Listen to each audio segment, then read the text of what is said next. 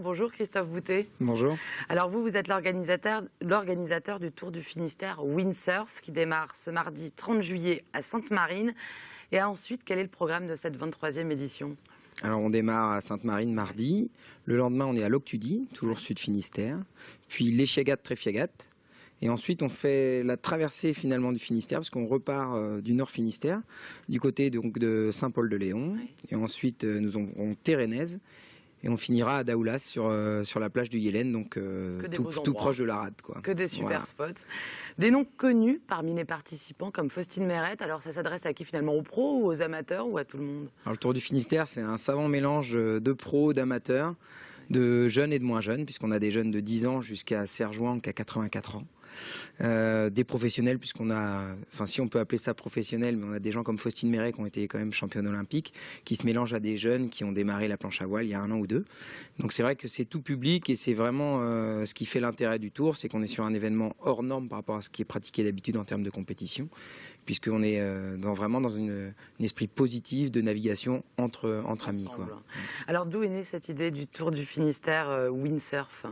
C'est né il y a 25 ans maintenant, parce qu'en fait on est sur la 23e édition, mais il y a eu 2 années d'arrêt, en 2001-2002, avant qu'on reprenne l'événement. C'est quoi, une bande de copains à la base qui avaient envie de C'était se les Crocodiles de l'Elorme, Ah, d'accord. avec Notissement Finistère, qui ont créé cet événement-là, à une époque où c'est vrai, il y avait pas mal de gens à naviguer sur des grandes planches à dérive dans le Finistère.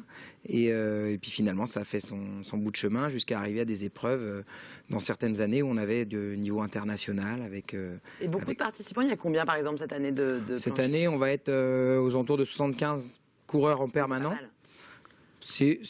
Oui, c'est pas trop mal par rapport au fait qu'on est mal placé dans le calendrier cette année, parce que le championnat du monde des jeunes a changé sa date en milieu d'année et est retombé pile sur notre semaine. Donc il vous manque Il nous manque quelques une vingtaine de participants. coureurs, mais en gros, le Tour du Finistère, c'est entre 70 et 100 coureurs en permanence. Et puis, plus les coureurs qui viennent s'inscrire à la journée. Donc, on arrive Est-ce à qu'on peut pratiquement... s'inscrire à la journée? Ça, c'est important de noter. Les paddles sont les bienvenus cette année. Les paddles, bien sûr. Donc, c'est vrai qu'aujourd'hui, le stand-up paddle est un sport en pleine évolution et souvent pratiqué par d'anciens windsurfers au final. Et du coup, c'est vrai qu'on ouvre la pratique au stand-up cette année. Oui. Alors rapidement, il y a aussi des soirées endiablées, c'est ce que vous marquez sur votre site, donc c'est sportif mais c'est festif aussi, et un challenge offshore. En 10 secondes, c'est quoi ce Alors, challenge? le challenge offshore, c'est simple, c'est qu'en fait, l'ensemble des concurrents qui sont inscrits individuellement aux courses de planche à voile ou de stand-up peuvent s'inscrire en équipe pour des épreuves à terre, parce que le Tour du Finistère, une journée type, c'est le matin, animation à terre. Donc ça peut être des tournois de beach volley, de beach soccer, ça peut être des courses de paddle par équipe. Donc on s'inscrit en équipe de 5 et on a un tournoi offshore avec plein de petites astuces, puisqu'on aura aussi des battles de musique le soir, etc.